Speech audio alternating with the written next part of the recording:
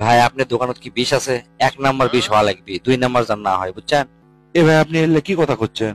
আপনি বীজ দিয়ে কি করবেন? বিষ দিয়ে পটল তুলবো, এই জীবন তুই আমার আর লাভ নাই। কে ভাই কি হচ্ছে আমাকে না খুলে কোন তো। কিছু কিছু জিনিস আছে বুঝছেন, কোনোদিনও কাকু বুঝান পারবেন না। আপনি যতই আপনি খোলাসা করে কর না কে, যতই আপনি বুঝে কর না কে, কোনো দিনই বুঝবি না, বুঝছেন? ঝাড়ে কাশেন এনা ভালো করে খুলে কোন কি হচ্ছে ঘটনাটা।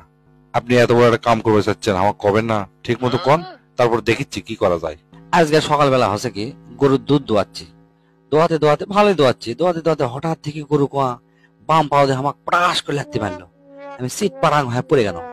উঠে চিন্তা করলো মাঝে মধ্যে গরু লাগতে মারে, এটা কোনো ব্যাপার নয়। আবার দুধ দোয়াচ্ছি, কিছুক্ষণ পর থেকে বাম পাও দিয়ে আবার মেরে দিল, 2বারই বাম পাও দিয়ে মারলো। চিন্তা করলো না, ইঙ্গা করে মারলে তো আমার খাম হয়ে যাবে। আমি ভালো করে করলো কি, বাঁশের সাথে বাম পাওয়াটা বান্ন, তাহলে বাম পাওয়া না লড়ান পারে। তারপর আবার দুধ দোয়াচ্ছি, দুধ দোয়াতে দোয়াতে ওই দেখি ডান পাও দিয়ে লাগতে মারা শুরু করলো, প্রাস করে লাগতে মারলো। আমার তো মনে করে যে দাঁত মারছে, মানে খালি জ্বলিচ্ছে আর জ্বলিচ্ছে। তো কি করলো, না পারে চিন্তা করলো আবার যদি মারে তাহলে আমার তো খবর হয়ে যাবে। তো এই পাশে যে বাঁশ আসলো, ওই বাঁশের সাথে আবার ডান পা বাঁধনো, 2 পা ফাঁক হয়ে, মানে ভালো করে 2 সাইডে মানে বাঁধার পরে তখন দুধ আর না দুধে ভালো হচ্ছে। দুধ দোয়াচ্ছি দোয়াচ্ছি কোনো সমস্যা নাই। চিন্তা করলো পাও যেহেতু 2 সাইডে ফাঁক হয়ে আছে, পিছনে যা ভালো করে দুধটা দোয়াই।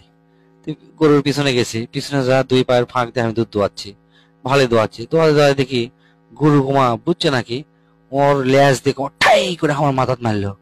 চিন্তা করলো শালা বুঝলো কেন করছি যে লেজ দিয়ে মারা লাগবে।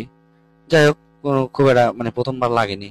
পরের বার আবার মানে দুধ দোয়াতে দোয়াতে আবার সেই জোরে মারছে আমার, মানে গালত এমন জোরে লেজটা লাগছে যে আমার গাল ফাটে গেছে, সিংকার অবস্থা। চিন্তা করো না, লেজও বাইন্ধে থাকা লাগবে, তাছাড়া হবি না, না হলে চরম ডিস্টার্ব করিচ্ছে।